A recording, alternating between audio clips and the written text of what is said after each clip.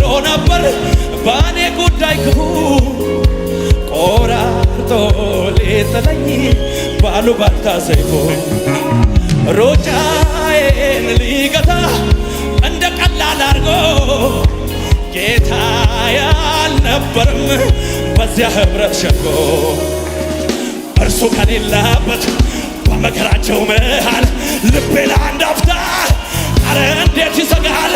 እምነቴን ሊያስቆሙት ይሰበሰባሉ በአንድ መንገድ መጥተው በሰባት አቅጣጫ ይበታተናሉ።